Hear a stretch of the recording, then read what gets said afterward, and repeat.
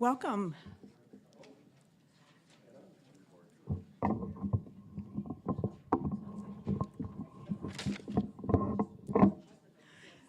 Welcome, everyone. This is part 3 of Where's the Local News? Maybe some of you have been at 1 and 2, and we started in February having monthly discussions, and this is number 3. My name is Becky Kinnear, and I'm part of the group that started way back in September, just real briefly, to talk about our concern about the lack of local news in our area. We met for several months, then in January said we need to bring the community in, and that's where it started February, March, and April. And here we are now. Glad you're all here with us. So today we're going to continue our discussion. Last month we had several people coming to share. Today we have Tom Giffey, but I'll let Bruce talk more about that. And then we also have, if you came in, please make sure that you signed in, because that's how we keep in touch with you. And there's also a sheet that lists the different resources we have collected, and then there's one from the Menominee Chamber. They also were invited to present today, but were unable to attend, so they have a handout for you to look at. So I think that's about all we had. I think, when we were here a month ago, since a month ago, I think we were reminded of the importance of local news. We had some news that came out this last month that a lot of us were not aware of. So I think it really highlights that about the FLDS group in town, that without local news, it's not so good for a community. So we're glad you're here and helping us find some solutions. So I'm going to turn it over to our moderator. He doesn't really need an introduction. Bruce Siebold, he is, I gotta look at your name, owner of Rusk Prairie Consulting. So please welcome Bruce.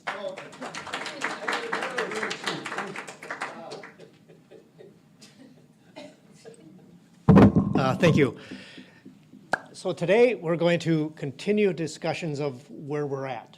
I know we've learned a lot last time when we had these many different groups come up and explain what's going on in the community. Well, we want to continue that today. So I have an agenda up here. And you can see that this is a real low budget operation because I couldn't find a larger marker to put this on. So I had to use a real thin marker. But here's what's going to happen. Tom Giffey from Volume 1 is going to make a presentation. That's part of the understanding what news is already out there, and Tom has agreed to come in and spend a few moments with us talking about Volume 1 and what service they're providing for information purposes. The Chamber has a handout we want to get in your hand in terms of what they're trying to do to extend information across the community. Kate, where's Kate? I saw Kate. Kate, you have an update on UW Stout in terms of what you're trying to do in terms of classes and educating us in terms of journalism.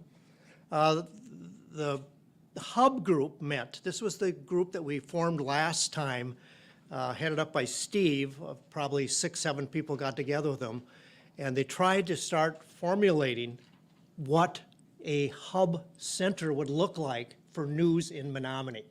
And I have no idea what they're going to say, but I'm excited about hearing what they came up with.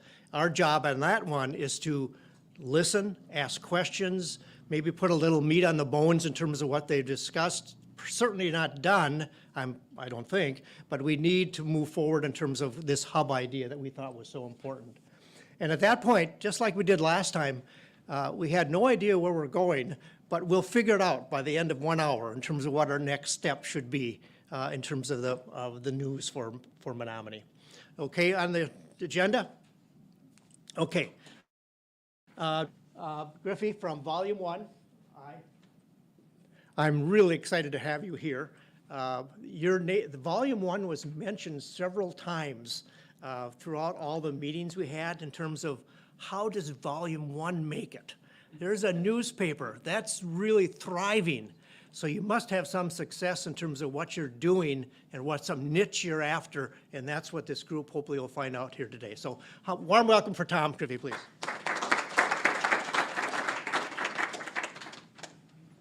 Well, excuse me. I'm always told to adjust the microphone before I start speaking, so and I'm taller than everyone, so. All right, can you all hear me? Whoa.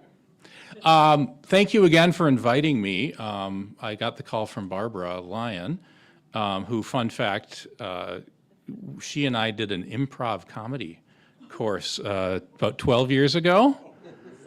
Yeah, which was fun. Actually, my boss at Volume 1, before he was my boss, was part of that as well. So I guess I don't have any real prepared remarks. I'm just going to improvise up here. So, but it will be factual rather than made up, which is the improv comedy route.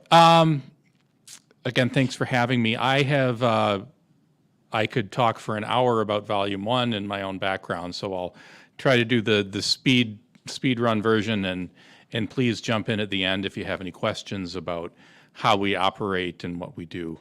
My own background, very briefly, is I'm a lifelong Wisconsinite. I graduated in 1999 with a degree in print journalism, and somehow, by a miracle, I am still employed as a print journalist, almost 24 years later. I got a job right out of school, luckily enough, with the Eau Claire Leader-Telegram as an intern, which turned into a full-time job for about 13 years. Just to give you a sense of how the local news environment has changed, and many of you probably know this better than I living here in Menominee, but at that time, the Leader-Telegram, I don't know what the circulation was, but I was part of a two-person bureau in Chippewa Falls. And there was a two-person, or I think more of a 1.5-person bureau here in Menominee, as well as a full newsroom down in Eau Claire, which I don't know how many people, but I mean, when you counted all the, the ancillary staff, the people that did layout, the photographers, the designers, I mean, there were 30-some people. It was a bustling newsroom. That obviously has really dwindled over the years, as has so many other things. I spent about 13 years there doing everything from politics to the opinion page, ended up switching over just about 10 years ago to Volume 1. For those of you who are not familiar, has everyone seen this? I see there's actually a rack right out here, which is good. Volume 1 was founded back in 2002, which means we hit our 20th anniversary last year. Founded by Nick Meyer, who is still the editor, publisher, idea man behind the whole thing. The short version of its founding is that at the time, Nick was a musician and a music booker at the Stones Throw in downtown Eau Claire. There was a band coming in whose name escapes me that he was very, very excited about. He wanted to publicize it, obviously. He'd booked them. He thought they were a great addition to the music scene. So he went to the Leader-Telegram and said, would you please run an article on the band? And they said, no, thank you. As happens, people pitch stories all the time when you're in the media. Any of you who've worked for any kind of media outlet, you know that. There's always more things to write about than you could possibly do. What he did then is he wrote a story. He brought it to the newspaper. He said, would you run this? They said, sorry, we don't accept those kinds of submissions. Okay.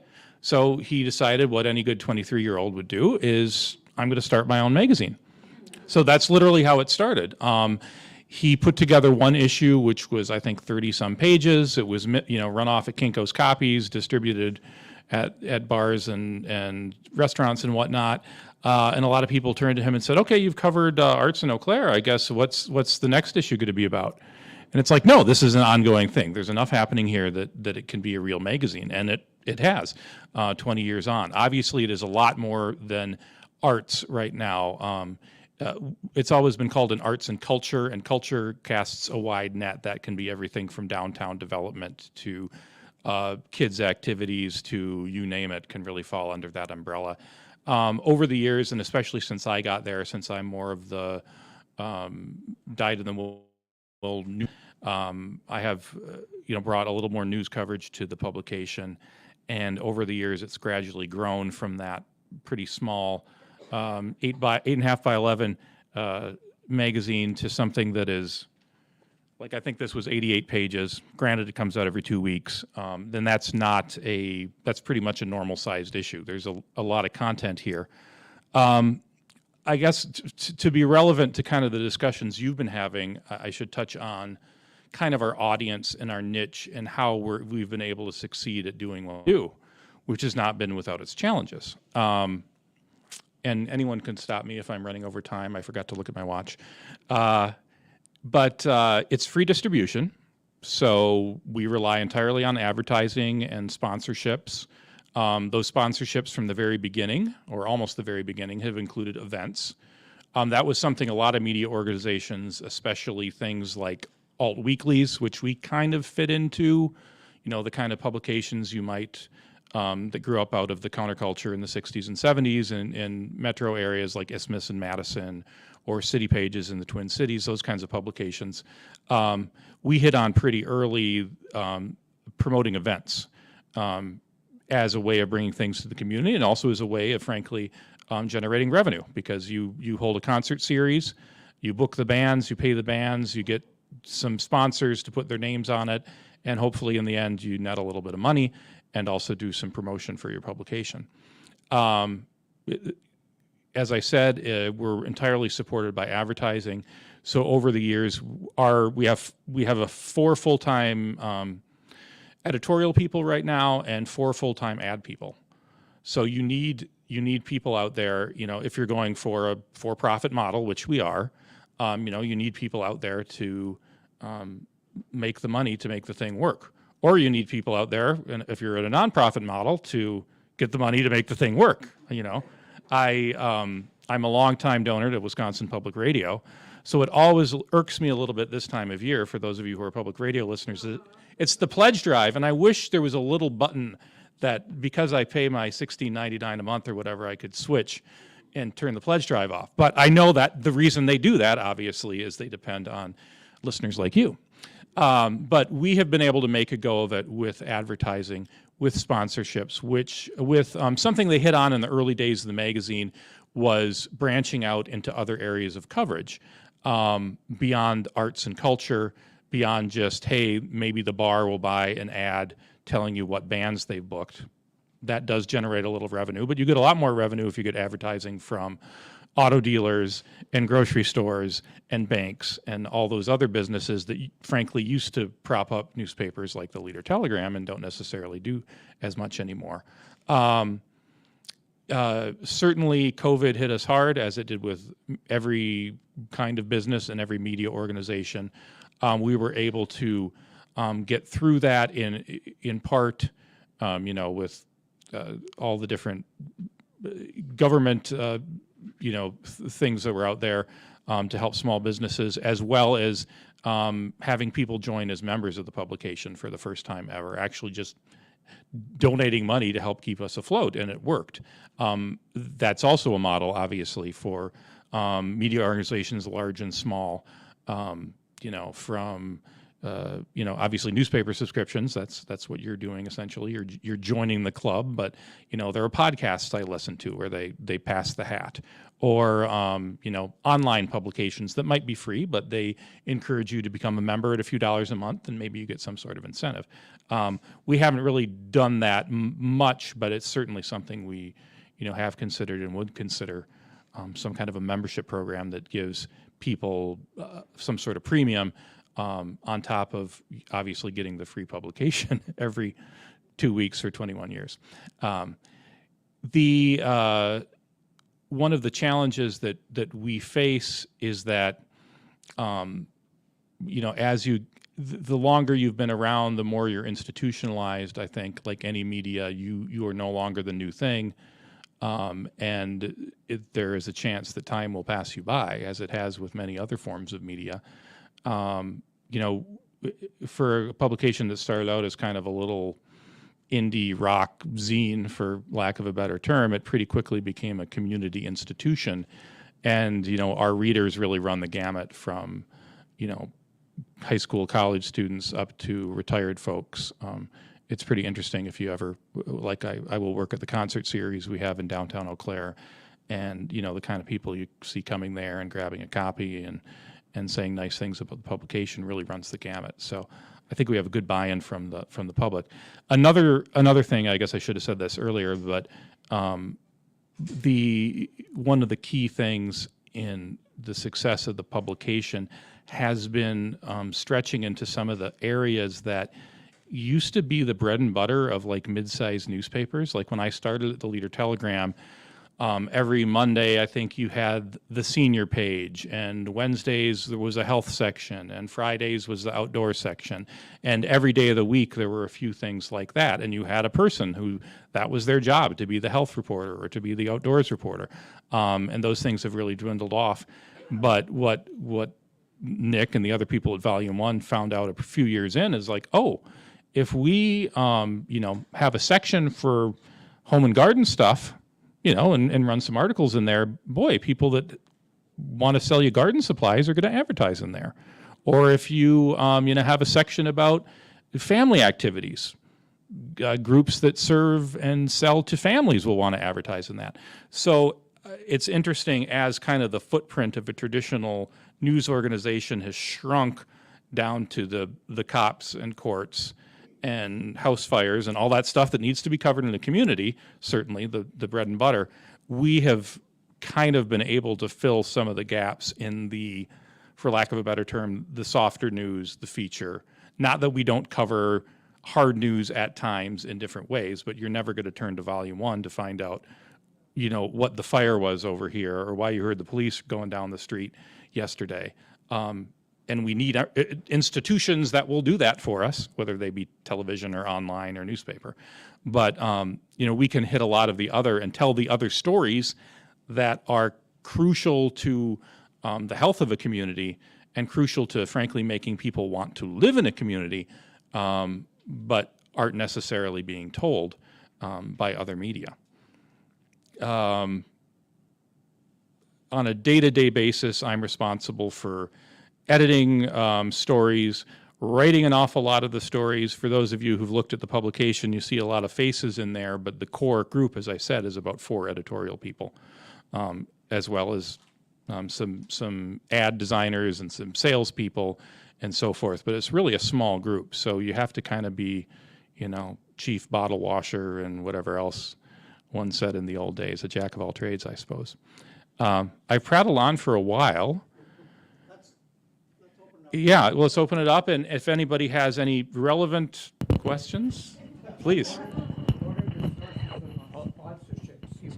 Oh, pardon me. Oh, thank you. What are the sources of sponsorships? You mentioned that. As Yeah, a I mean, source of income. that tends to be more for the events that we do. For example, we do the Sounds Like Summer concert series every Thursday evening in the summer in Phoenix Park. We do a Food Truck Friday, which is every Friday in the summer in Phoenix Park, actually. We do an event called the Great Big Hullabaloo, which is a big family event that takes over Pablo Center. And those tend to be kind of really any kind of business that is interested in reaching a wide audience will pay to either, they get to set up a table, they get their name on the banner, they get their name on the advertising, and kind of ride our coattails in a sense that, hey, they think we're doing good things in the community and they want to be associated with the brand. It's many of the same businesses and entities that advertise in the magazine anyway, but sometimes our salespeople can find someone that hasn't advertised before, but like, oh, we've got this fun new event. Do you want to help put your name on it? And that certainly helps. And the bulk of things are still the sales of ad sales. We also benefit, and this is kind of not necessarily wouldn't be relevant to what you're creating, but maybe, is we are co-located with the local store, if any of you have been there in Eau Claire, 205 North Dewey Street. And the revenue of, we're upstairs. Occasionally someone will be shopping and they'll wander up and look around and wonder why we're all sitting there staring at computers. But that is an equal part of the business. And so we're able to lean on each other, for revenue, for cross promotion, for getting people in the door. Oh, what's this magazine? I didn't know you did a magazine. There's still people 21 years later that don't know, but always people are finding out about it.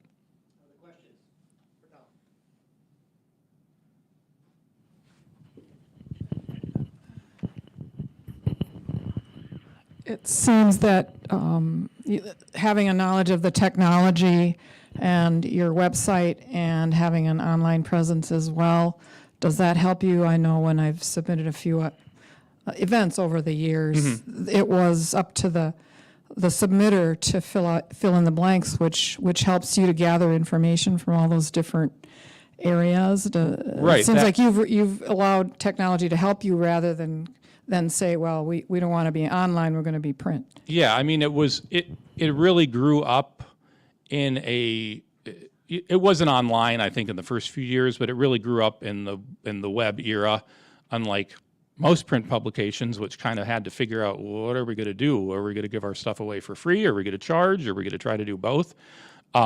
We were giving it away free anyway. So whether we give it away free on newsprint or online, but we really, it's always been web forward, trying to dip our toes into various kinds of social media, which sometimes works and sometimes doesn't work depending on what platform it is. Different platforms, have different audiences and work for different kinds of content.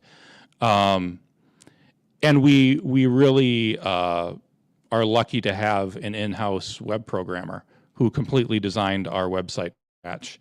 And all that has been handmade for our use for things like creating a form that people can go and submit events, which certainly saves us a lot of time. That's one of the things that, why have media organizations dried up in smaller places and bigger places too? Because covering the news is really time consuming. To do it well, you need a lot of people doing a lot of, to do one investigative story, it could take someone weeks. And in a small publication, you've also got to be putting the birth and the court records and all those things into the newspaper, as I'm sure Barbara knows. How many editions do you do a year? What's your time frame as far as getting material into you? And who does your printing of the paper? We do 26 a year, so every 2 weeks, as well as a few special publications that are kind of stuffed in the magazine, but basically every 2 weeks. The submission is a rolling thing.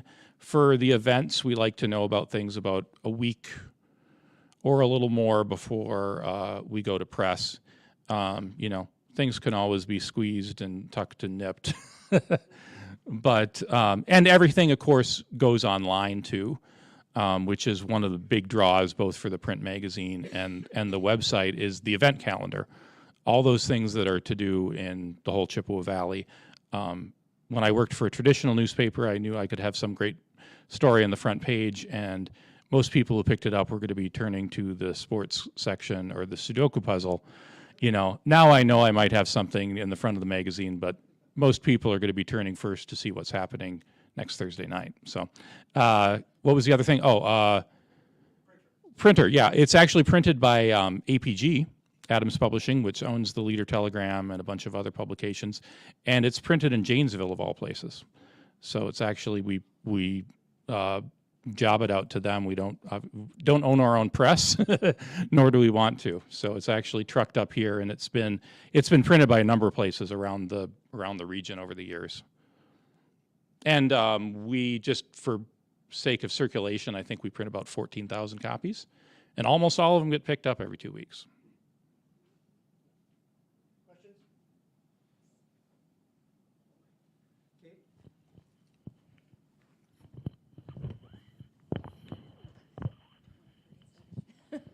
I was wondering how much of your written content is staff produced versus submissions, or I know I have a couple of students that are intern-ish with you guys right now. So Yeah, how much would you say is staff produced versus submissions? Over half is staff produced, which is, when you consider that we only have 4 people, is a lot.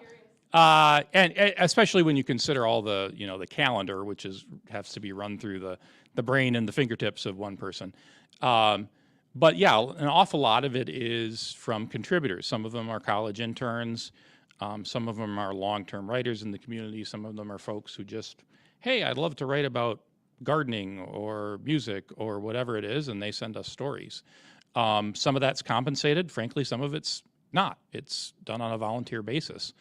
And that, there are some people who that's their creative outlet, that they want to give us their words, and other people will sell us their words, and then the rest of it gets written by by those of us who are there day in and day out, which tends to not be as the fun stuff. The really fun things get grabbed by people who want to do it as a creative outlet, and the more run-of-the-mill things are written by those of us who are there 40 hours a week.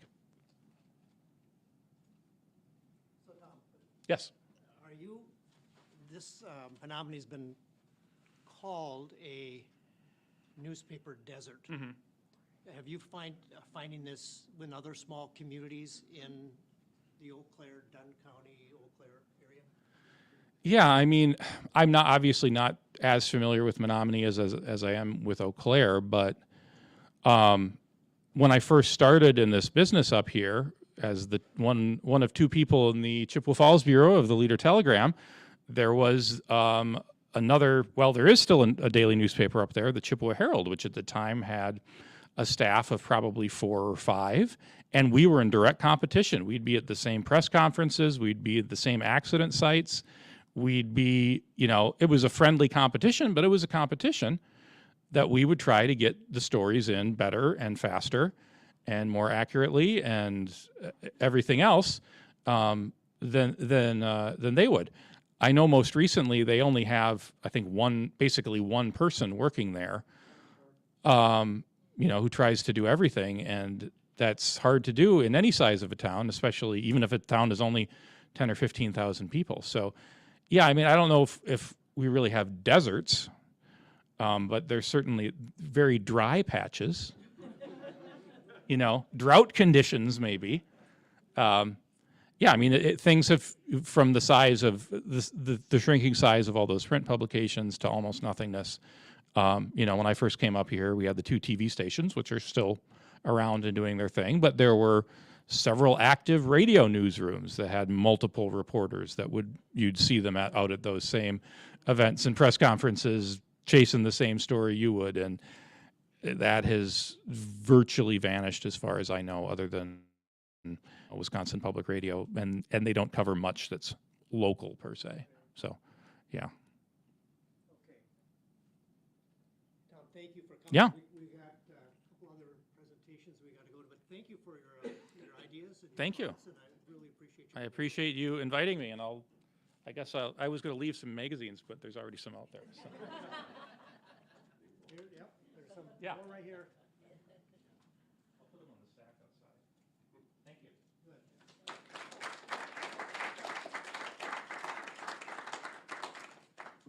Thank you. The Menominee Chamber and a handout. Here's a handout, yes. So it's two-sided. It basically talks about the way that they outreach, and the social media, the podcast, and the publication. So you can read about it on here. Ashley provided this to us, so. So the chamber, I think the chamber's actively trying to communicate what's going on in Menominee. So that's just one more vehicle that we have that's moving forward on this. So grab a copy here if you can. And hopefully be alert to it as it grows. Kate, you want to talk about what's going on in your world at Stout?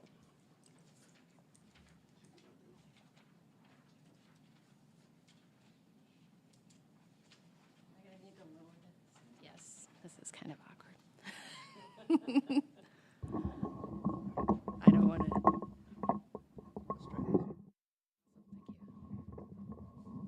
You knew what you were doing. So those of you that don't know who I am, I teach journalism at UW Stout. So my name's Kate Edenborg. I'm a Menominee native, though, as well. So I grew up every summer coming home to work for the Dunn County News. So I'm pretty familiar with the area, too.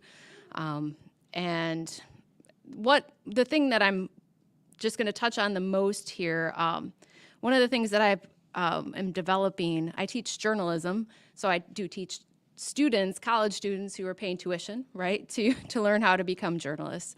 I've also had a couple of grants that have helped me pay students to intern for different outlets, especially to get information potentially in the Dunn County News, sometimes the Leader Telegram, in different spots in the Menominee Minute as well. So outlets especially cannot pay to have content or pay an intern. So I'm kind of paying them to do an internship for somebody else to get information out into the community. The last initiative that I'm putting into progress now is I will be, over the summer, I have funding to develop curriculum, our fancy word for classes or workshops, that will help train citizens to write journalistic content, basically.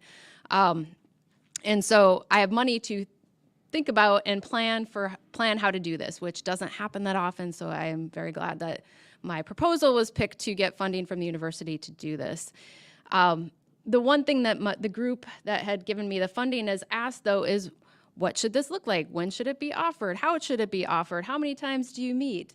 And I'm like, I don't know, because the audience is very broad, right? So, so what I'll be doing is using this group to be a resource to help me potentially answer those questions of what should it look like? How should it be offered? You know, how often? Is it a one-time thing? Is it a week-long project? What should this look like? So my goal is to be able to train more people to be able to write journalism articles, meaning having that perspective of it being more balanced, the difference between writing an opinion column versus writing a news article, so that more people can create content. Because I think that's one of the things that we've talked a lot about in this group is a lot of people want the information, but we need people to create the content that can be distributed in whatever way we choose to do that. So I know a number of people I've connected with are interested in doing this. So when I send this survey out, the first question is, are you interested? Because sometimes it's like, yeah, that's great. And then when it kind of hits the point, you're like, oh, am I going to actually sign up for something like that? So I want everybody to be honest in your feedback of whether this is something truly of interest to you. And then I have questions in the survey that will just kind of go through what the format should potentially look like, and how often it should be offered, an ongoing project. So that was the main question why I almost didn't get the proposal, is because I couldn't answer that. But I want it to be the entire public that could potentially be invested, and it's really hard to pinpoint what the entire public of Menominee would really want to participate in. So so those of you that we have your email, I will be sending this out. It's like 6 questions, not in depth at all, just to get a sense of who's interested and what might be the best fit to get this done.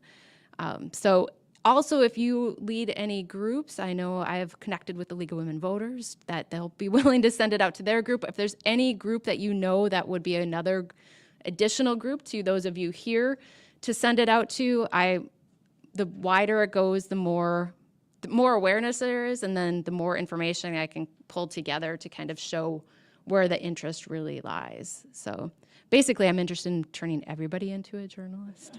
I was so against this when I was in journalism school, like, no, you cannot do this. This is my world, but now I want more people just to have that understanding of how to create the content, so. Okay, this is going to be a class? Well, that's the whole thing, is it going to be a workshop? Yeah, and that's what I need people's insights on, is what should this be? Is it, where we're actually creating content, or am I just teaching concepts? So over the summer, I have funds to develop a curriculum, but I don't know what that'll look like yet, because I want it to be something that fits the needs of those taking it, so. Yeah.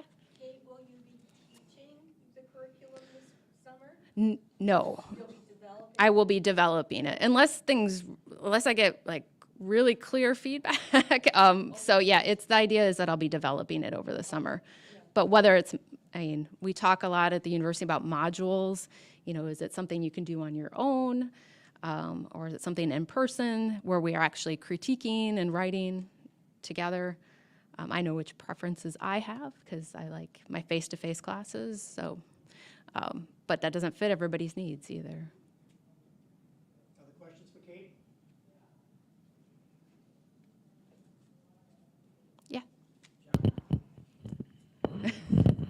in the past, and Tom brought it up, I would submit articles with a picture. We're promoting something, like the Lions gave money for people to have breakfast during, the pandemic, and just do the nurses. And so we got our picture and put it in the paper. And like Tom said, I probably send 10, but they only published 3. So what's the control on that? I mean, you do the work and it goes into somebody's outbox and never gets published. It never goes to the inbox. Well, and that's, I mean, with what the larger group has been talking about developing, that was where if we create, like, well, when we handed off to talking about the hub or talking about this group creating its own outlet, that's the question, is like, who is the decision, who's the managing editor of whatever? If we create another thing, who's the managing editor of that, and how do we explain our choices? Because that's I mean, you can't have, it's either everybody gets to post everything that they want and there's not a process that checks that, or there is, but we tell how we're being transparent about that process. So that's something that a lot of us in the core group have talked about, is like, do we create something of our own? Then how, who is, are in those different like checks, the editorial policy of that group. So that's not just that's a bigger question, but it's a question that I'm always pushing to, is we need somebody that's making those choices, but we need to have agreement on how those choices are made. Like why those 3 versus, the other 7, right? Other questions, Kate? Okay, so my suggestion is that when you hear from Kate, respond to her, please. You're looking for feedback. Yeah, if you see the Stout email address, it's okay. It's just me. It's not skating. Yeah, Edenborg is a very distinctive last name, so you'll know it's from me. So, yep, thanks.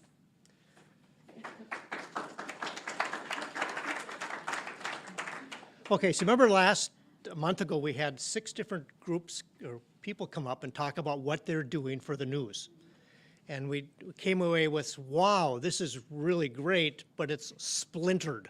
It's all over the map in terms of what's going on in Menominee area or the Dunn County area. So then we had the notion, well, let's get a group together that talks about forming a hub, the hub of the wheel that brings all this information together and then disseminates it out in some fashion. We had a subgroup that came together, probably 6, 7 people that came together. I think, Steve, are you the orchestrator of this group? Not really. Okay. Okay, Margot says you are. So do you want to present what the hub group has found out? If you don't, I'm going to have to dance and sing for 15 minutes here. I think I'm going to have to do that. Okay. If Elton or someone else would like to speak for a minute while I try to get my act together. Sure. Oh, you got it. I got the minutes from the meeting. The first question that we asked, first we had Steve Hansen and Lynn Shaw and Susan Leschke and Joyce Euler and Margot Hecker, me, Stephanie May, Ellen Oakes. We had a few people 3 other people who weren't able to be there. At any rate, first question we asked was, why create a news hub and why will it be useful? And we all agreed that the primary purpose is to create an informed community.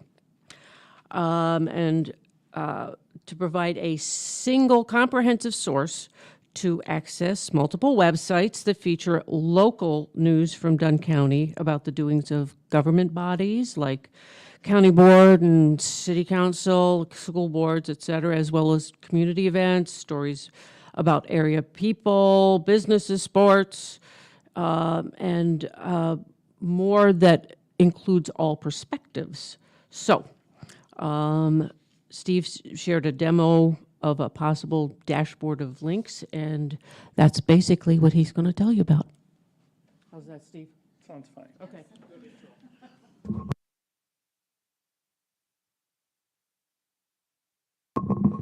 I'm going to work on the theory that theatrical training will get me through this, since I can't run the mixer board and this.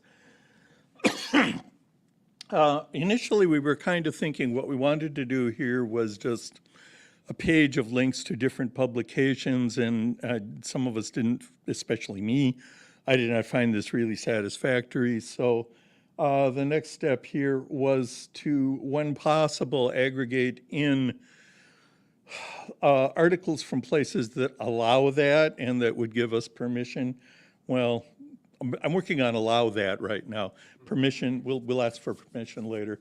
So this is what it looks like right at the moment. It's really, really bare bones.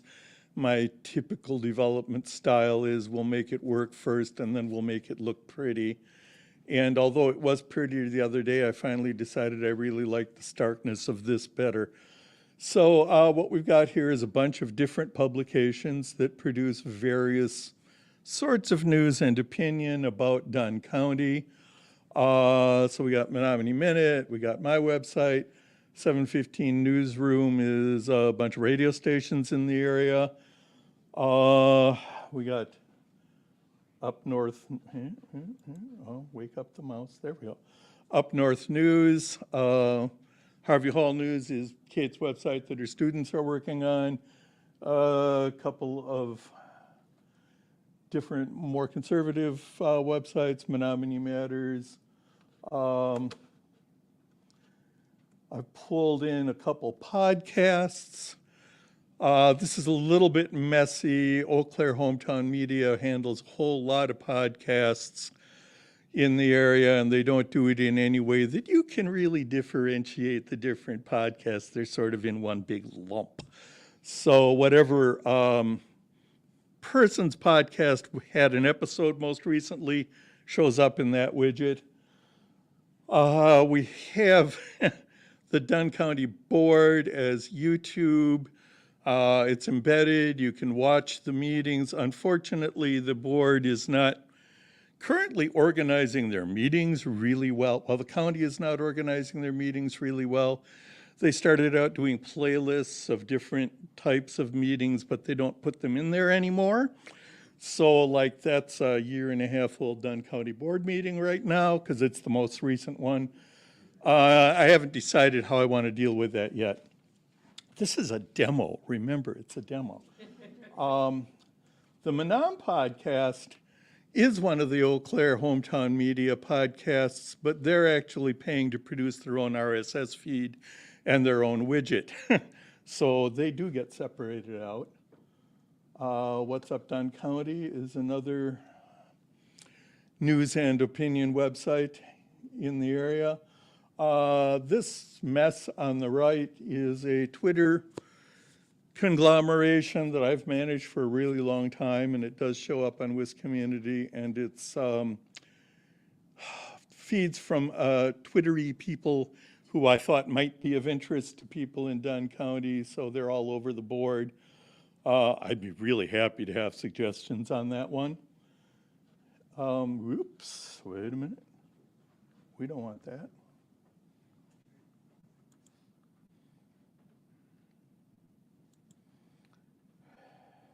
I put in the Chippewa Valley Post and then discovered they haven't published anything for a really long time.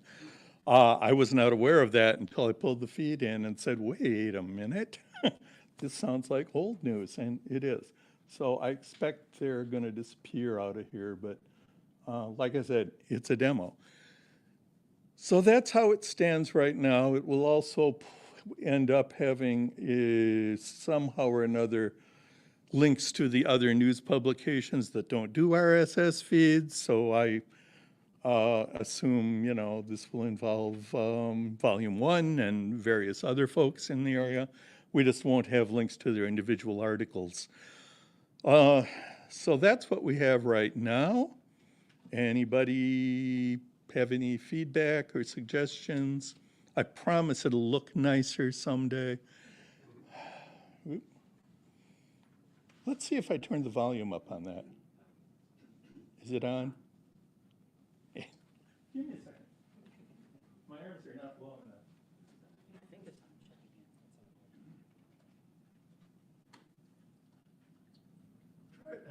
Hello? Are you planning on adding filtering for like between podcasts and print news and that sort of thing? Filtering in what sense? Like filtering by media type? Oh, well, they're not really filtered. They're just placed on the page by hand by me right at the moment. okay. So it's not, they can go wherever we want. It's just, this is where, they largely ended up this way by the order I added them in, to be honest. So, Chase that just a second. What do you see as a filter from working here? Oh, well, what I would want is like on the top of the web page add. Oh, sorry. Is this okay? Okay. So like on the top of the web page have like a button for podcasts or news. That's oh, you mean to select? Yeah. Well, certainly that's doable. yeah. There's, I don't think there's enough content there to really worry a lot about it right at the Okay. moment, but sure, it's a thought, and we'll keep it in mind. Ooh, questions. Patrick?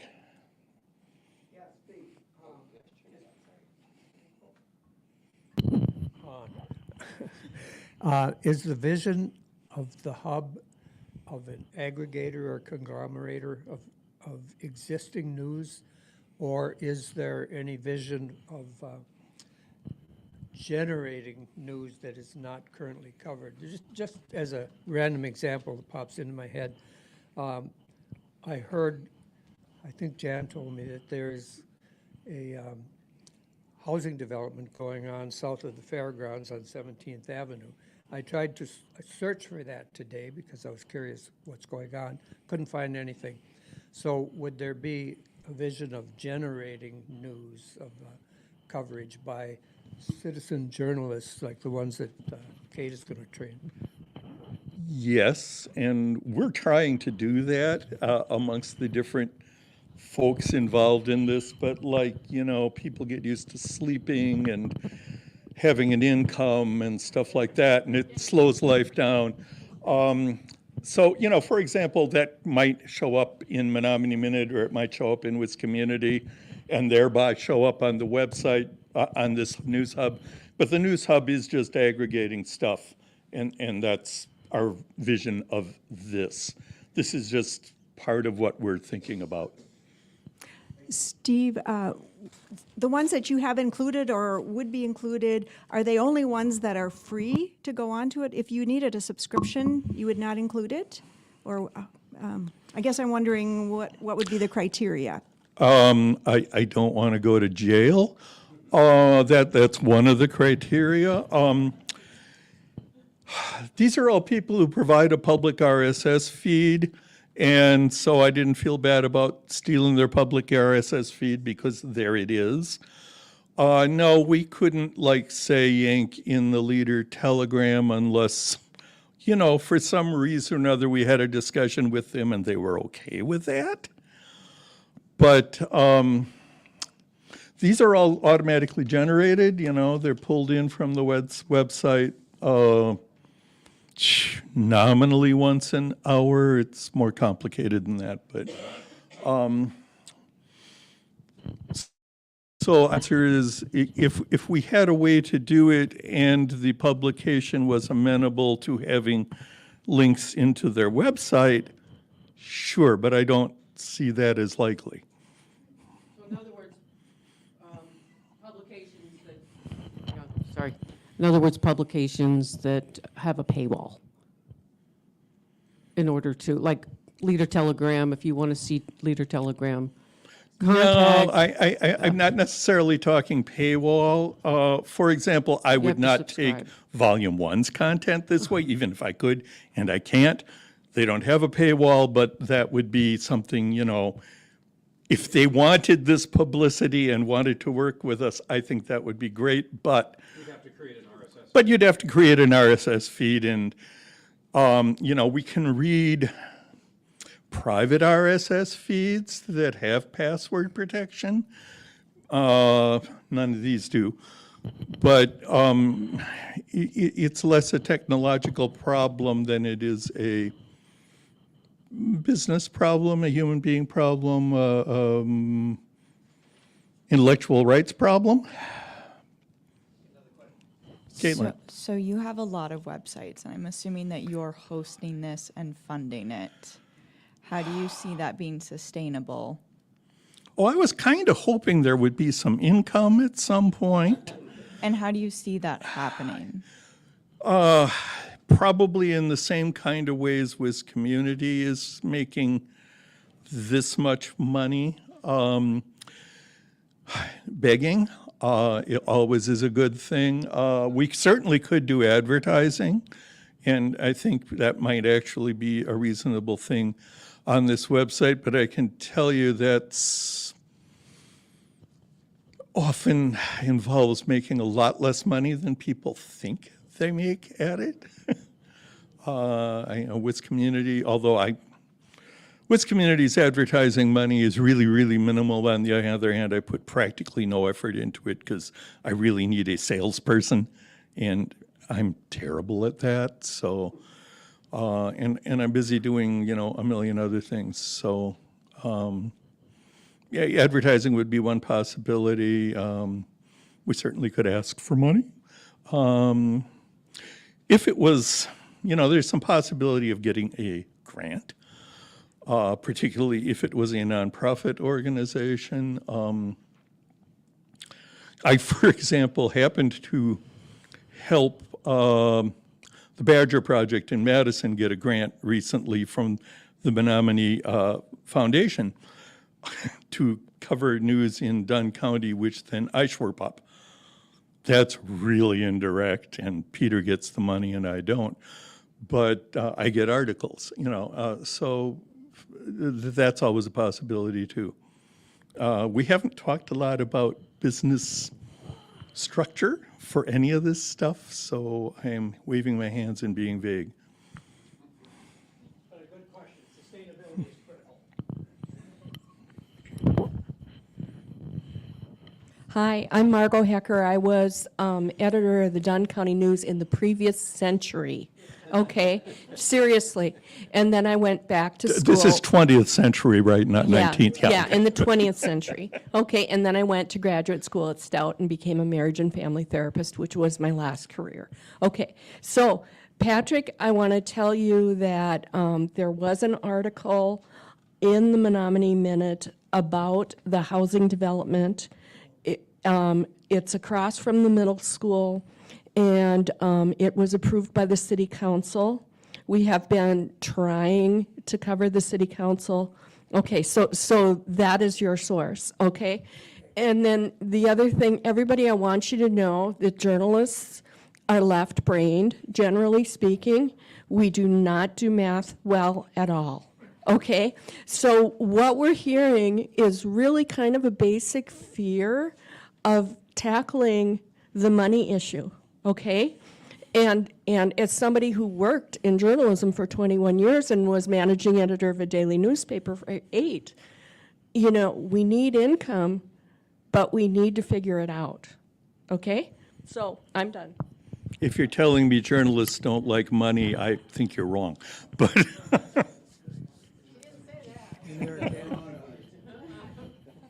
Can you figure out percentages? Because I still can't. yes. Okay, I can if it's on sale. I have a degree in statistics, so So I want to raise again the question of sponsorships.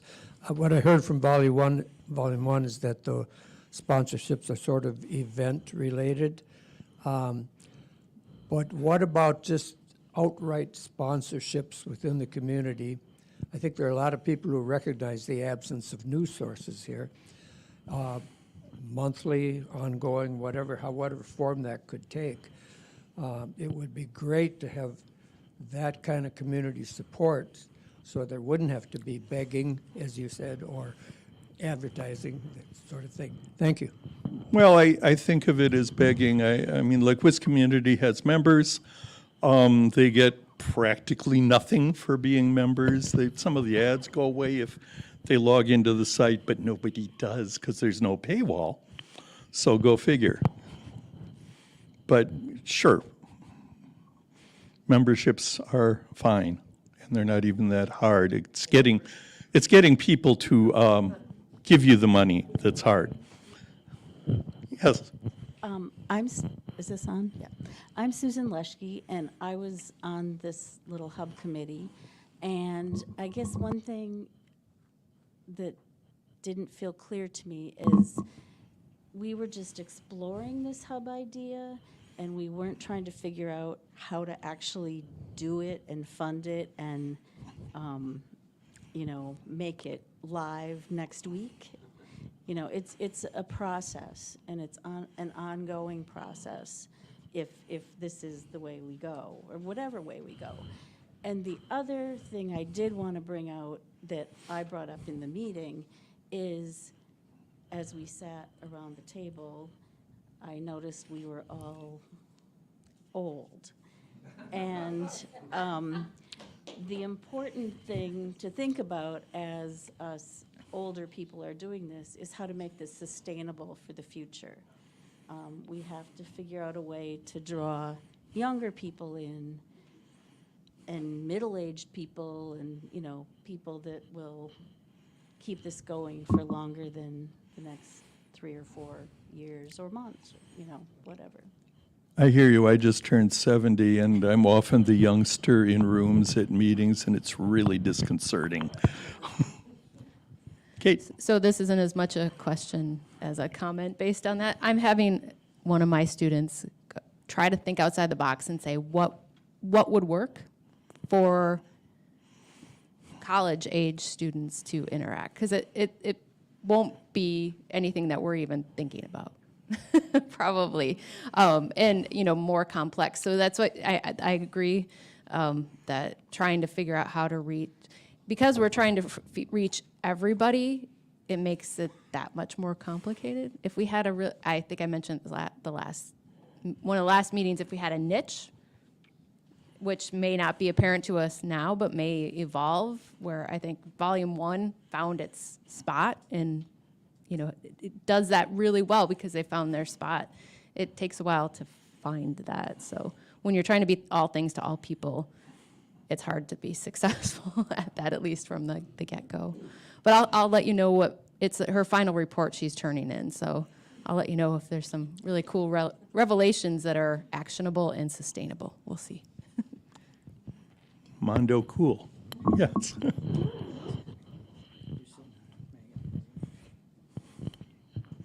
I'll bring a wireless microphone the next time. I will try real hard to make that happen. I might want to comment in the opposite direction. I am not a fan of Volume 1. And part of my reason is it doesn't cover news, it doesn't cover hard news, and it's not receptive and responsive. I sent an article in about 10 years ago, or a letter to the editor about climate change, and they would not print it. Well, we generally don't run letters to the editor. Well, then I offered it up as an article, and I talked to 3 different people who kept pushing it away. Anyway, I would like to see something that addresses serious news and not shallow, superficial, and it's an entertainment weekly. That's nice, if that's what you want. And it doesn't do a whole lot of coverage for people who are senior citizens. It tends to be very, very young and trendy. So, excuse me, I sat and listened to you for half an hour, okay? And I said to my husband, I hope this doesn't turn into the Volume 1 hour. So, excuse me, but that's my opinion. And I rest my case because it didn't get treated very well. Please. As was said a moment ago, no publication can be all things to all people. I used to edit the letters to the editor of the daily newspaper. If you'd sent it to the Leader Telegram, I would have published it. So I apologize that we cannot cover all the news that can be covered, and all of our communities need those publications. That's why I'm a subscriber to the Leader Telegram. But as I asked, and excuse me for being too flip, and I apologize for that, no one has ever paid money to receive this publication. If you want to receive a publication that covers those serious issues, which are harder to cover, and you can't get people to write about for free, for the most part, you need something that you're willing to pay for. So that is the rub here, is how do you set up a model that is getting people willing to write those stories that need to be written, that I wrote for 13 years for the Leader-Telegram, in a way that's sustainable.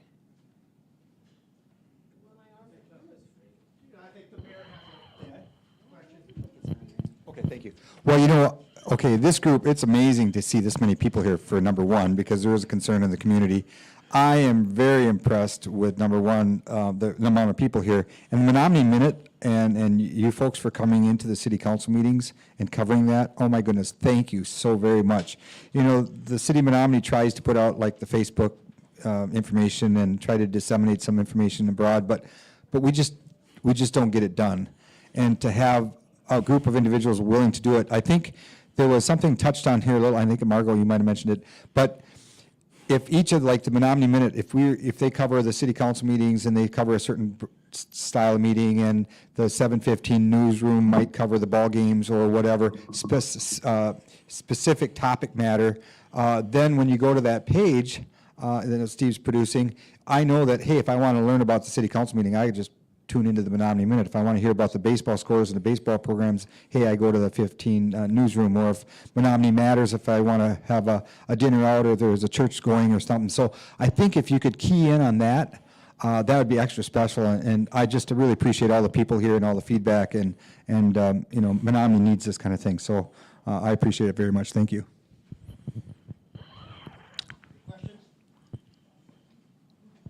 I have something I want to say, which is there's this really disconcerting thing going on, and a lot of journalists I know complain about it furiously, and I kind of see it from both ends.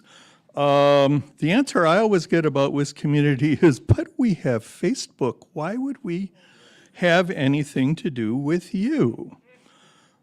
Even worse,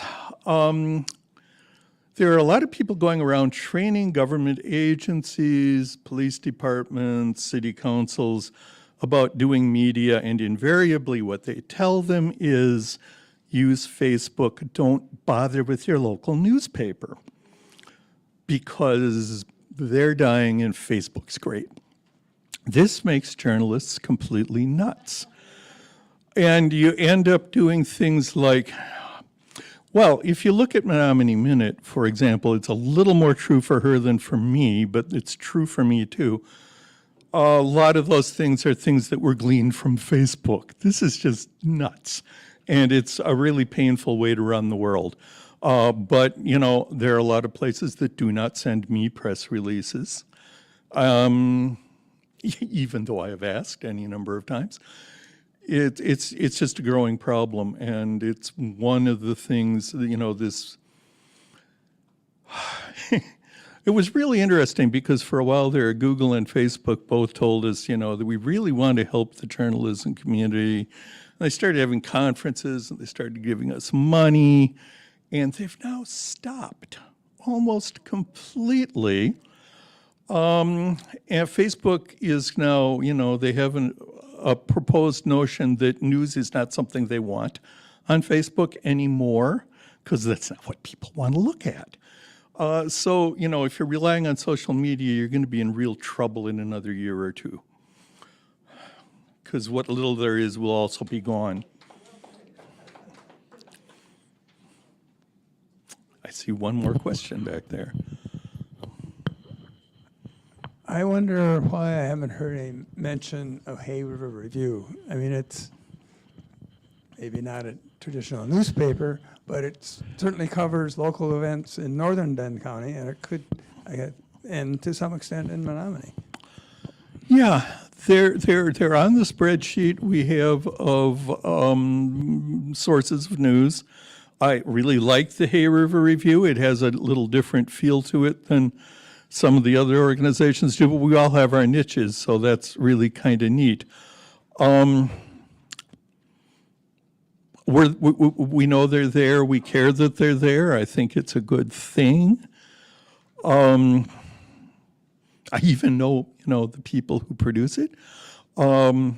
but that's a discussion we still need to have. Yeah. Thank you so much. Oh, question? Ellen, come on up.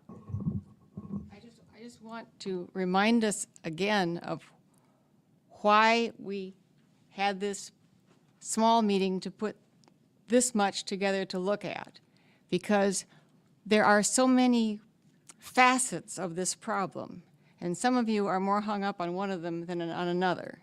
But we did all agree that it's hard to find out about things like the Menominee Minute or Wistock Community. And if there were a central way of finding out about them, you as a consumer could pursue whichever one interested you, or you could ignore the whole thing. So that's what this Info Hub idea was about, and we actually even went to the extreme of each kicking in a couple bucks so he could buy the web name. Steve. The domain, thank you. I don't always use the right language there. The domain name, so that we could, because that does say what we're talking about, just an information hub that you could go to and find out about some things you didn't know about. But you wouldn't necessarily get your serious news unless we or some other organization figures out a way to make that pay in the local area. That's true. So this body still has some talking to do. And even this will take some money to keep going. Not much, but some. Do you even want to do this much, or just leave it go until you've figured out a perfect solution? Thanks, Ellen. So this is a pretty good example if you were teaching management classes right now in terms of what is transpiring right now. And this is what you call organizing chaos.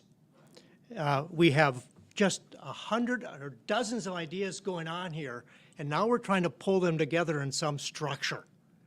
And that's the difficult problem we're at right now. What Steve presented here was a collage of different ideas in terms of where we should possibly go.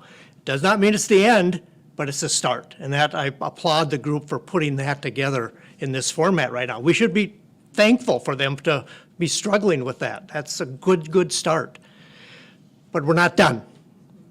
So we have a next step, and help me with the next step. Where should we go from here?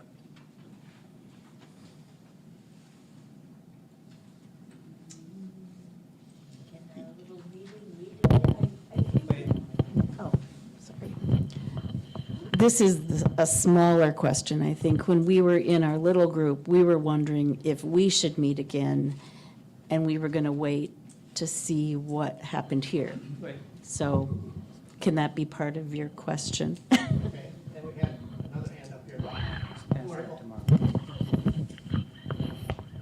Sorry for wanting to talk so much.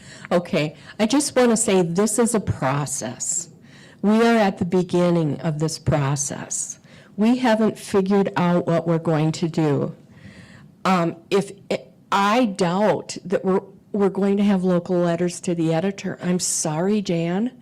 I just don't think that, having somebody with that training, we will be lucky if we can consistently cover the city commission and the county board. Okay? We will be lucky. It's a process we need to build. We need to build resilience. And this protects our democracy. Okay? I'm done. Thank you. That being said, I very happily take letters to the editor, so if you got the urge, yes. Thank you. I just never get them.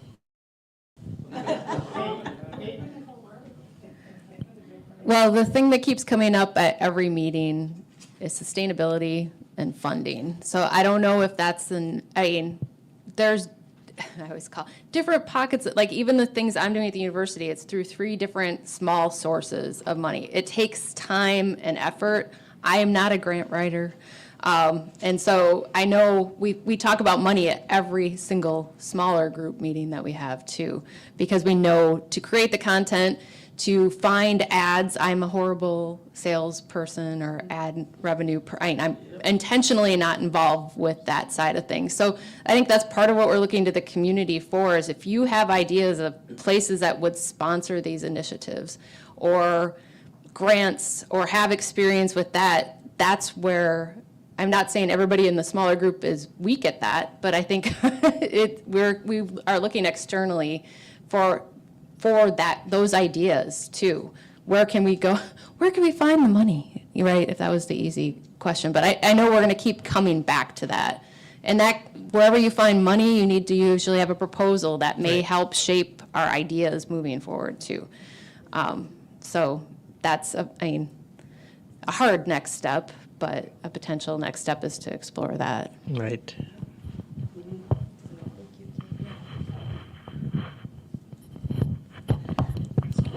I think that part of the money thing is that, first of all, you need a structure or something. It needs to be some sort of an entity that people recognize as the hub or whatever, but it needs to have, it needs to be a nonprofit or a business. It needs to be something recognizable as a legal entity. Now, one of the things that I think of is cooperatives.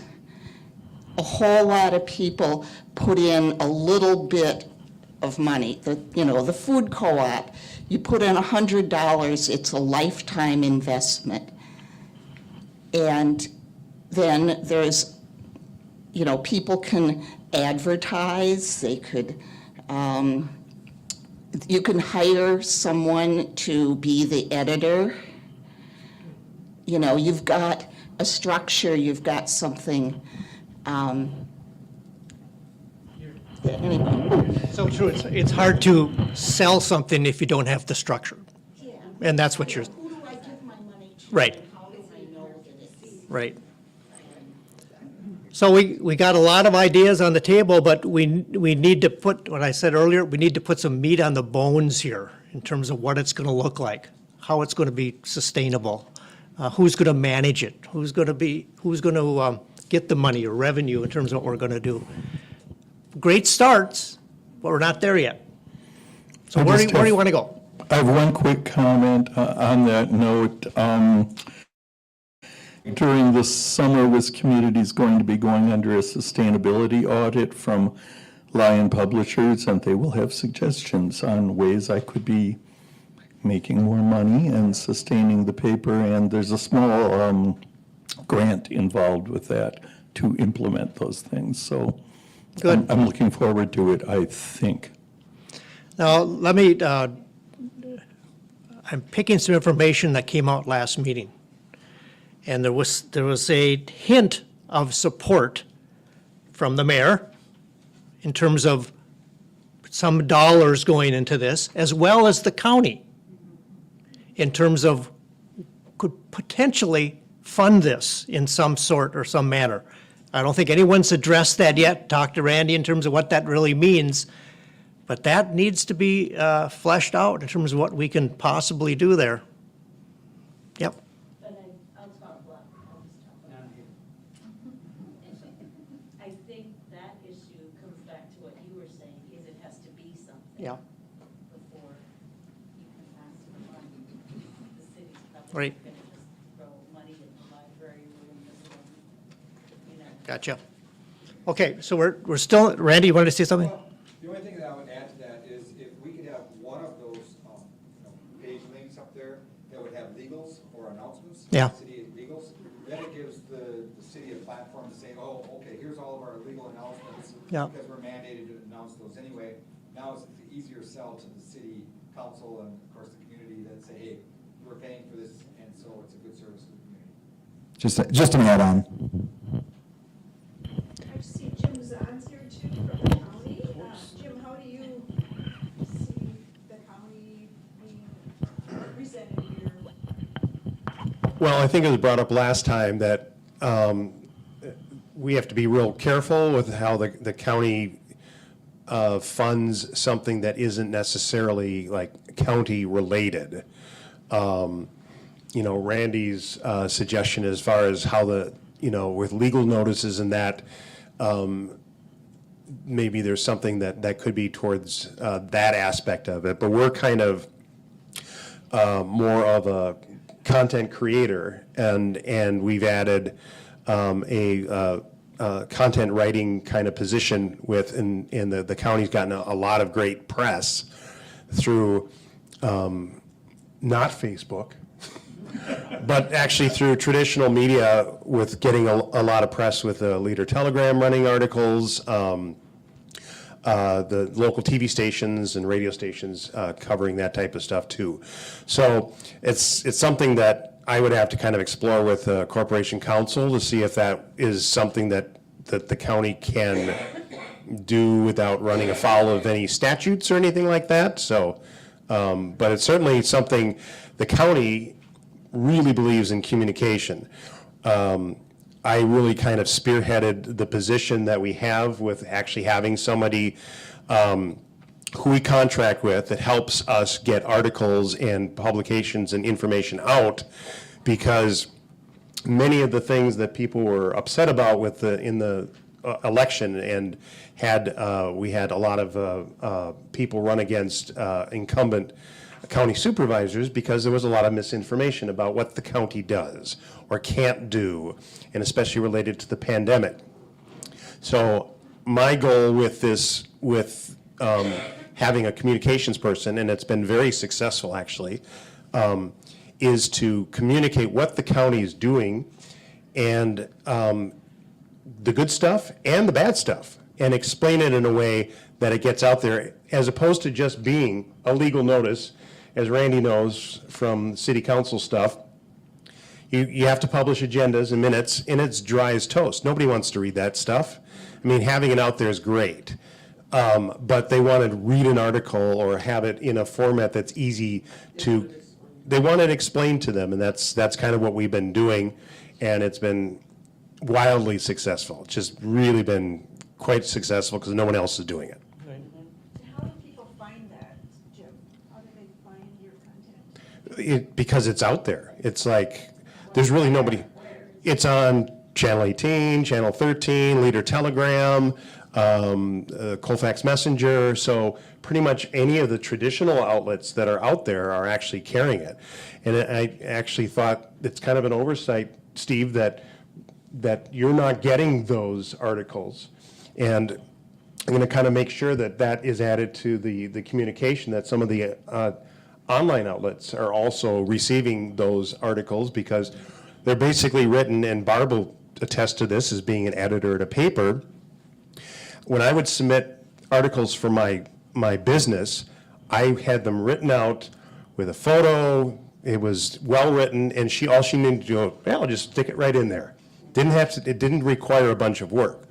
So that's with our communications person. He's a Leader Telegram, Doug Mell, yep.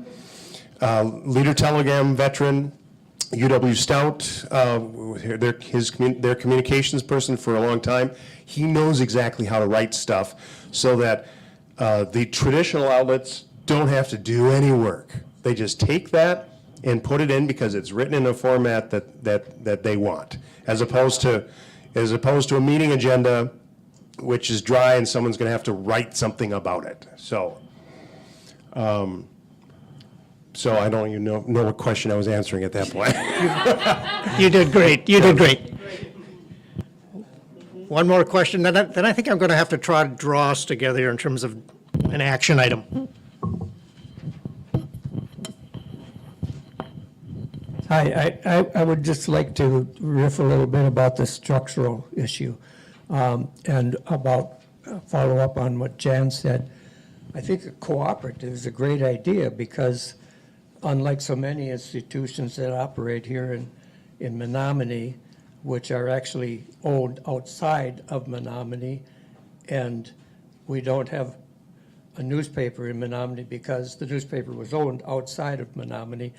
A great benefit of a cooperative is that it is embedded in the community It's owned by the community, by members of the community. That's why the Menominee Market has been so successful. It's locally owned, and it's been able to expand into broader local ownership. So just, that's an idea that, I mean, cooperatives are not perfect entities, but they have a whole lot going for them in terms of democracy, which is the other thing I heard Margot say. And that's why I think that whatever we do, it would be wonderful if there were some structure for civil communication in a very divisive society, whether it's letters to the editor, which are moderated and formatted, but we don't have that in Menominee. We don't have a method of communicating with each other. And I would like to submit that this hub could be that. Okay. Thank you. So, what, Mike? Thank you. I'm Mike. It seems like perhaps the committee that met to form the hub could meet again and fine tune there. And it seems also like we're talking about we need an entity. Would it be good for maybe a few people to get together to explore what kind of entity it might be? Just a couple of ideas for a next step. So is that group, that hub group that met last month or this past month, would they be willing to meet again? I'm seeing some head. That was sort of the plan. Okay. Okay. And what is your next step then, as you meet, instead of just socializing? What are you going to bring back to us? What are you going to bring back to us? You've got it. I'm trying to narrow it down in terms of what you're going to do.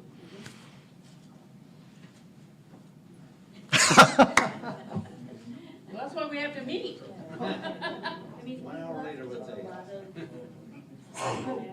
Things to think about and talk about. Okay. I was just going to say, I heard a couple comments about co-ops, and that is something that has sort of intrigued me along the way too. So I would be willing to just sit down with a few people and explore that a bit more. So is there a co-op group I'm taking, understanding here? Someone wants to look at the co-ops? It could be a co-op / funding financing. I think the two things really go hand in hand. Okay, so we got two groups, a co-op funding group, and then back to the hub group to put some more meat on the bones Meat on the bones of the website. of the hub. Okay, so in 30 days or so, we can come back together and have some more discussion in terms of where we're going? Okay, when? I don't know where, or I don't know exactly the date yet. Maybe here. Right I'll here. let you know. Okay, Becky says right here. This is our spot. Okay. Thank you for coming. Thank you for all your thoughts.